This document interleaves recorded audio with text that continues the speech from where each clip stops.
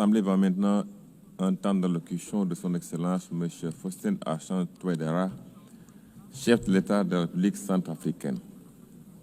Je prie le protocole de bien vouloir accompagner son Excellence, que j'invite à prendre la parole devant l'Assemblée.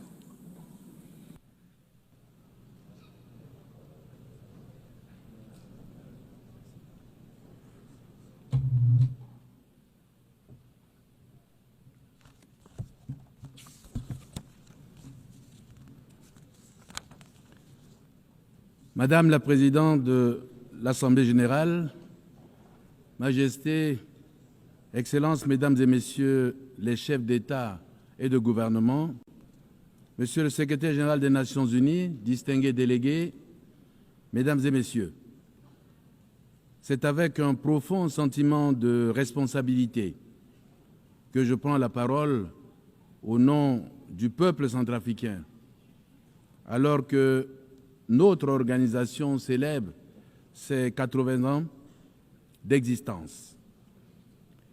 Cet anniversaire nous rappelle une vérité simple. Nos destins sont liés. L'humanité est une et indivisible. Nos peuples ne peuvent prospérer que si la paix est assurée, si le développement est partagé et si la dignité humaine est garantie pour tous. 80 ans après la fondation de l'ONU, le monde fait face à une accumulation de menaces inédites. Guerres persistantes, rivalités géopolitiques, montée du terrorisme et du crime organisé, crise climatique, humanitaire et alimentaire sans précédent. Jamais, depuis la guerre froide, nous avons vu une telle fragilité. En Europe, la guerre en Ukraine continue de causer d'immenses souffrances humaines et de fragiliser la stabilité mondiale. Au Moyen-Orient, les violences persistantes entre Israël et la Palestine plongent des générations entières dans la douleur et compromettent les espoirs de coexistence pacifique. En Afrique, les crises au Soudan, à l'est de la République démocratique du Congo, au Sahel et dans la Corne de l'Afrique rappellent la fragilité des équilibres et l'urgence d'un soutien accru à la prévention et à la résolution pacifique des différends. Face à ces situations dramatiques, la République centrafricaine propose le renforcement des mécanismes de la diplomatie préventive de l'ONU, en créant un fonds mondial de prévention des conflits, alimenté par les grandes puissances et géré de façon transparente. Ce fonds devrait permettre de financer, dès les premiers signaux de crise, des missions de bons offices, des médiations internationales et le déploiement de forces de maintien de la paix rapides et crédibles. De même, il nous faut systématiser la création de coalitions régionales de médiateurs capables d'agir en complément des Nations unies pour éviter que les différends locaux ne se transforment en guerre ouverte. Madame la Présidente, si nous voulons mesurer la gravité du moment, regardons particulièrement l'Afrique. En 2025, plus de 40% des conflits armés dans le monde se déroule sur ce continent. Le Sahel seul concentre des milliers de victimes chaque année et des millions de déplacés. Un seul chiffre suffit à résumer l'urgence. Dans certaines régions africaines, un enfant sur deux vit dans une zone touchée par un conflit. Comment parler d'avenir lorsque la moitié d'une génération est menacée par la guerre? Pour la République centrafricaine, nous savons que notre stabilité conditionne celle de toute l'Afrique centrale. Nous savons aussi que la paix n'est jamais acquise, mais toujours à construire avec patience et solidarité. Pour mitiger les effets néfastes du changement climatique, nous appelons à un mécanisme africain intégré de sécurité alimentaire et climatique soutenu par l'ONU pour réduire le lien entre rareté des ressources et conflits. Nous demandons un financement structurel et pérenne des opérations de paix en Afrique, reposant sur des contributions obligatoires et non sur le volontariat. Nous affirmons que la paix doit être inclusive, en garantissant la participation des femmes et des jeunes. Sans sécurité, il n'y a ni prospérité, ni droits humains effectifs. Face aux conflits et aux crises humanitaires qui ont mis à rude épreuve notre monde, nous devons collectivement rappeler la force normative de la Charte des Nations Unies. Ce texte fondateur qui, en 1945, portait l'espérance d'un monde libéré du fléau de la guerre. Mais aujourd'hui, 80 ans plus tard, la question se pose. L'ONU est-elle encore capable de remplir cette mission?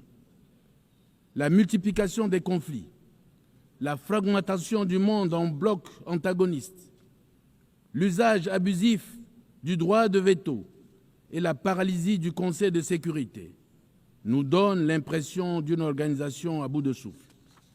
Pourtant, ce n'est pas l'ONU qui est fatiguée, ce sont les États membres qui, en manquant de volonté politique, bloquent son action.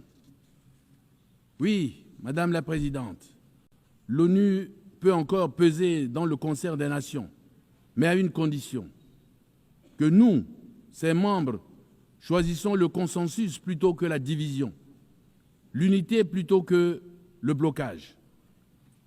Je salue et j'encourage les efforts constants de la communauté internationale pour favoriser les issues pacifiques aux différents conflits. Car chaque jour qui passe prolonge l'agonie d'innocents et fragilise la paix mondiale. En Afrique, notamment au Soudan, les conflits irrésolus déchirent un peuple frère et risquent de transformer notre continent en une mosaïque d'États confettis, incapables d'assurer la stabilité ni de répondre aux besoins de leurs concitoyens. Cette perspective est inacceptable. L'Afrique appelle à une mobilisation urgente, non pas pour militariser davantage nos territoires, mais pour investir dans la paix, la médiation et le dialogue inclusif. C'est pourquoi mon pays soutient la déclaration du Quad initiée par l'Égypte, l'Arabie saoudite, les Émirats arabes unis et les États-Unis d'Amérique concernant le rétablissement de la paix et de la sécurité au Soudan. Dans mon propre pays, la République centrafricaine, nous avons choisi cette voie du dialogue. La politique de la main tendue a permis, à travers la réconciliation et la confiance restaurée, l'autodissolution de la quasi-totalité des groupes armés. Ce choix n'a pas été le plus facile. Il aurait été plus simple de céder à la logique des armes, mais nous avons préféré l'audace du pardon, la patience du dialogue et la force du consensus. Notre expérience montre qu'il est possible de substituer au cycle de la haine une dynamique de paix durable. La République centrafricaine, jadis considérée comme un théâtre de violence, est aujourd'hui un exemple qu'il est possible de tendre la main et d'obtenir en retour non pas la guerre, mais la paix. Grâce à la paix retrouvée, nous préparons aujourd'hui en toute sérénité les élections générales de décembre 2025 que nous voulons démocratiques, inclusives et transparentes pour consolider l'ancrage démocratique du pays amorcé depuis 2016. Nous proposons que ce modèle soit étudié et renforcé comme bonne pratique africaine dans le cadre des Nations Unies et de l'Union africaine. Cette bonne pratique exige des actes politiques courageux. Réformer l'ONU, réformer l'architecture financière mondiale, créer un fonds mondial de prévention, renforcer le rôle des organisations régionales, mobiliser les grandes puissances, non pas pour diviser, mais pour nous unir. La République centrafricaine, forte de son expérience, se tient prête à apporter son expérience à ce vaste chantier pour bâtir un ordre mondial fondé sur la justice, la dignité humaine et le respect du droit international. Mais la paix ne peut suffire sans le développement. Le programme de développement durable à l'horizon 2030 reste notre cap commun. Nous travaillons à réduire la pauvreté, à renforcer la sécurité alimentaire, à promouvoir l'éducation et la santé comme levier de dignité, à engager des réformes pour une croissance inclusive, créatrice d'emplois et respectueuse de l'environnement. La République centrafricaine vient aujourd'hui affirmer une conviction simple. Le développement durable et la coopération internationale sont les clés de la paix mondiale. Dans un monde où les crises s'enchaînent et s'entrelacent, aucun pays ne peut relever seul les défis du siècle. Nous avons besoin d'une solidarité active. Nous avons besoin d'une prospérité véritablement partagée. Nous avons besoin d'un sursaut d'humanité. Pour ce sursaut d'humanité, permettez-moi, Madame la Présidente, de livrer 3 messages simples mais essentiels. Premièrement, le développement inclusif est une arme de prévention. Là où il y a exclusion, pauvreté, injustice, la colère s'installe, les rancunes s'accumulent et les conflits éclatent. Mais là où l'on investit dans l'éducation, la santé et l'emploi, ce sont les germes de la paix qui poussent. Une école ouverte, ce n'est pas seulement des bancs remplis d'élèves, c'est une société qui choisit l'avenir plutôt que la violence. Un emploi créé, ce n'est pas seulement un revenu, c'est une dignité préservée et une famille qui croit de nouveau à la paix. Deuxièmement, la coopération internationale est vitale. Nos défis ignorent les frontières. Le climat, les pandémies, les migrations, les marchés, tout cela dépasse les capacités de chaque État isolé. Aucun mur, aucun port fermé, aucune barrière ne protège durablement contre une tempête, un virus ou un désespoir migratoire. La seule protection, c'est l'action collective, c'est le multilatéralisme. Troisièmement, le développement durable est aussi une dette morale envers nos enfants. Leur laisserons-nous une planète exsangue, une dette écologique et sociale qui les condamnera avant même d'avoir commencé leur vie d'adulte? Ou leur transmettrons-nous un monde plus juste, plus vert, plus digne? Ce choix ne peut plus attendre. Madame la Présidente, pour un monde plus juste, la République centrafricaine souhaite aujourd'hui tracer des chemins d'avenir en partageant 3 pistes qui ne sont pas de simples propositions techniques, mais des choix de civilisation. D'abord, il nous faut imaginer une initiative mondiale pour la reconstruction des États fragiles, car dans un monde qui laisse certains de ses membres brisés, ne peut pas prétendre à la paix universelle. Les nations meurtries par les conflits ne doivent plus rester seules à panser leurs plaies. Elles ont besoin d'une communauté internationale qui les relève, les accompagne et leur redonne confiance. Investir dans la reconstruction institutionnelle, c'est refuser le cycle sans fin de la guerre et du désespoir. À cette reconstruction institutionnelle doit ensuite s'ajouter un engagement fort pour notre planète. C'est pourquoi nous appelons à un pacte des Nations Unies pour la protection des écosystèmes critiques, un pacte qui relie le climat, la biodiversité et les droits humains.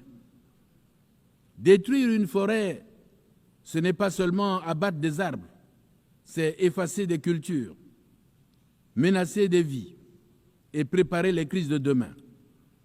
Protéger la nature, c'est protéger la paix. Enfin, il est temps de rêver grand pour l'Afrique.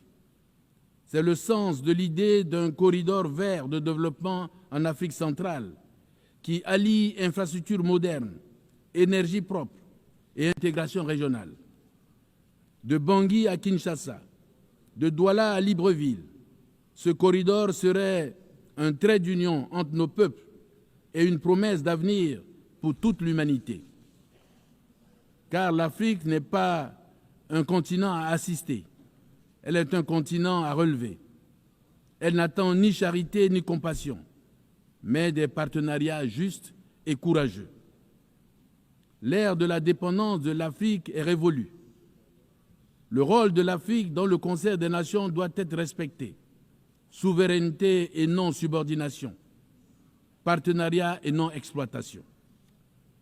Il est inadmissible de voir la pauvreté s'aggraver en Afrique, tandis que la richesse s'accumule dans les pays du Nord. Il est temps que les injustices causées à l'Afrique soient réparées. C'est pourquoi la République centrafricaine soutient l'initiative panafricaine sur les réparations, ainsi que les efforts du continent tendant à établir un dialogue respectueux et équitable avec les partenaires. Dans cette veine, mon pays soutient l'initiative pour la gouvernance mondiale lancée le 1er septembre 2025 par la Chine et qui s'inscrit dans le prolongement des initiatives mondiales pour le développement, la sécurité et la civilisation, mettant l'accent sur la construction d'un système de gouvernance internationale plus juste et plus équitable. Madame la Présidente, nous sommes tous d'accord sur le principe du développement durable. Mais deux obstacles demeurent, le financement et la répartition des responsabilités entre le Nord et le Sud. Sur ces deux points, il est temps de parler vrai. Chacun doit prendre sa part selon ses moyens et ses responsabilités historiques. Car la solidarité n'est pas une option morale, c'est une obligation politique. Cette obligation politique implique que le développement durable est la condition même de notre avenir commun. La République centrafricaine, en dépit de ses modestes moyens, mais forte d'une volonté politique inébranlable, prend toute sa place dans ce combat collectif. Nous savons que nous sommes vulnérables, mais nous savons aussi que notre vulnérabilité nous donne une voie unique, celle qui rappelle au monde que la paix, la justice et la solidarité ne sont pas des promesses lointaines, mais des choix urgents, ici et maintenant. En ce 20e anniversaire, la République centrafricaine réaffirme son attachement indéfectible aux valeurs incarnées par l'ONU. Mais elle souligne que ces valeurs ne peuvent être garanties sans une réforme profonde du système multilatéral et en particulier du Conseil de sécurité des Nations Unies, dont la composition actuelle est devenue anachronique et voire illégitime. Il y a 80 ans, lorsque les Nations Unies sont nées, l'Afrique n'était pas libre.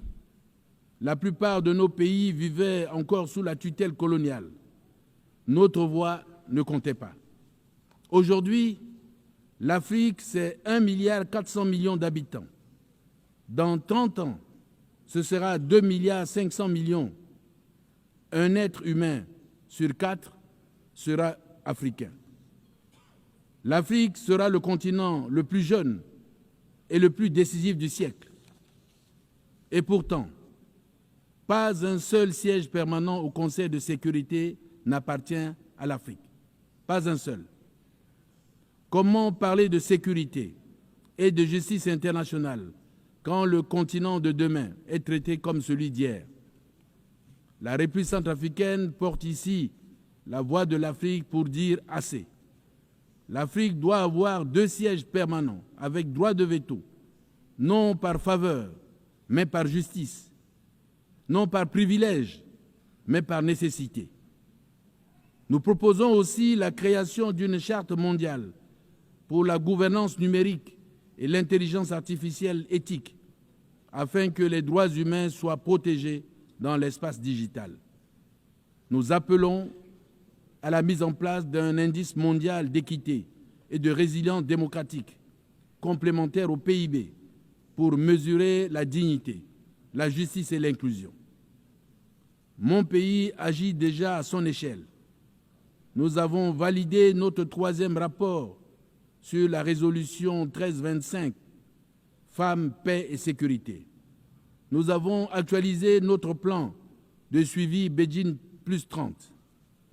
Nous renforçons nos mécanismes nationaux de redevabilité pour placer les femmes, les jeunes et les plus vulnérables au cœur des politiques publiques. En ce 80e anniversaire de l'ONU, rappelons la vision des fondateurs, remplacer la force des puissants par la force du droit et bâtir un avenir de dignité pour tous. Je vous remercie.